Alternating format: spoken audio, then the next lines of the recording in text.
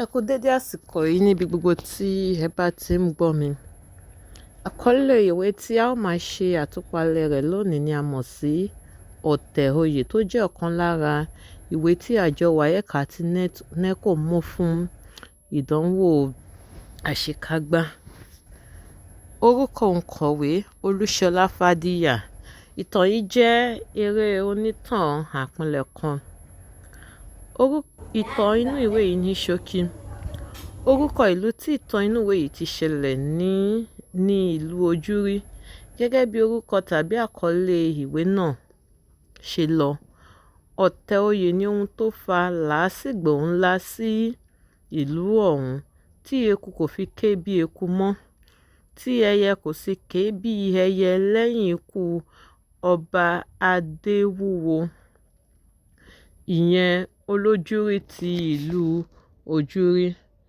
Ṣèbí bí ọba kan bá wàjà, ọba mìíràn yẹ kó jẹ ni. Ṣùgbọ́n nítorí pé àwọn tí wọ́n kó ara wọn jọ, tí wọ́n ń pe ara wọn ní alágbára ìlú yìí kò fẹ́ kí ẹni tí ifá mú, ìyẹn Ọbáwùmí, rí ọba jẹ. Kí ni ẹ̀ṣẹ̀ tó ṣẹ̀ wọ́n? Ẹ̀ṣẹ̀ rẹ̀ ni pé olùfẹ́ mẹ̀kúnnù ni, kì í ṣe oníjẹkújẹ, ọ̀jẹ̀lú àti ọ̀bàyéjẹ́ bíi tiwọn. Ọ̀pọ̀lọpọ̀ ìgbésẹ̀ ni wọ́n gbé láti dorí òtítọ́ kodò. Ọ̀rọ̀ ọ̀hún di iṣu ata-yán-án-yàn. Ó jájó wọn lójú, ó yí wọn lọ́wọ́, ọ̀pọ̀ wọn ló sì sọ ẹ̀mí nù nínú rògbòdìyàn náà pẹ̀lú. Ṣùgbọ́n kinní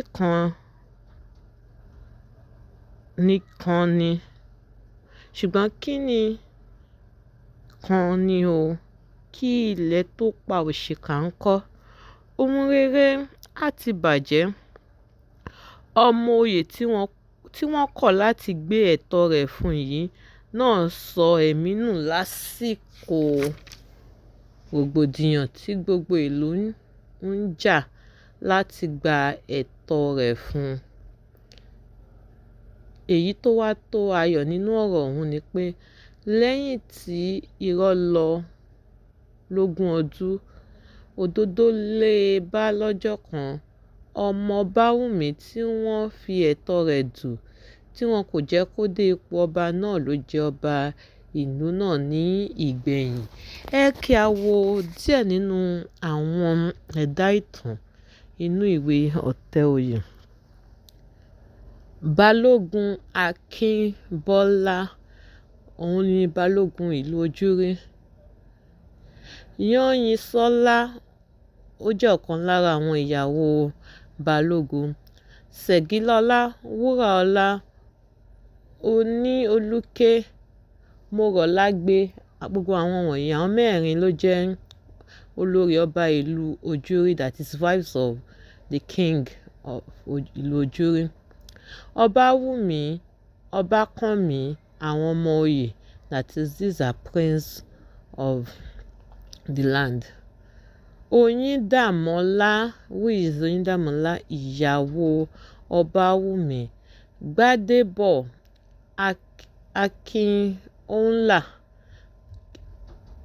àwọn ni ọmọ Ọbáwùmí, children to Ọbáwùmí, the prince of Ọbáwùmí.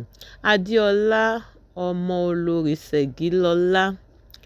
Ọlájíre Ajénifújà Májàsán.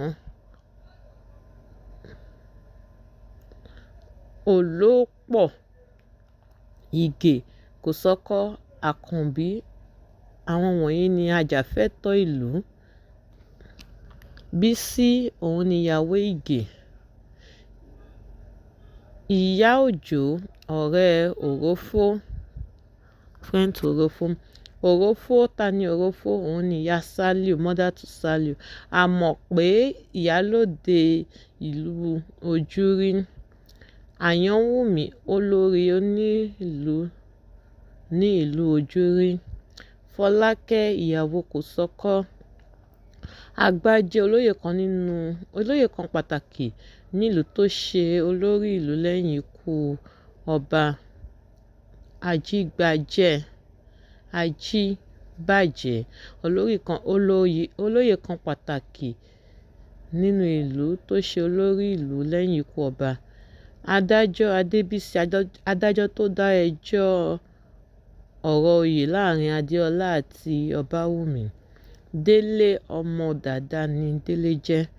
Tọ́lá Mọ́sáfẹ́jọ́, Kọ́lá àti Sàlíù, àwọn mẹ́rẹ̀ẹ̀rin ni wọ́n jẹ́ ara àwọn ọ̀dọ́ ìlú (youth of the town).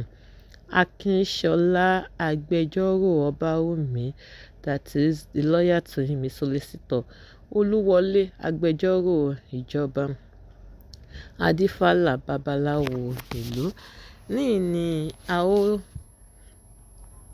fi àgàdá ètò nípa ìtàn ní ṣókí àti àwọn ẹ̀dá ìtàn tí ó jẹyọ nínú ìwé Ọ̀tẹ̀ Òye. A ó máa tẹ̀síwájú nígbà mìíràn nígbà tí a ó máa sọ̀rọ̀ nípa ẹ̀kọ́ àti àwọn àṣà tó jẹyọ nínú ìwé náà.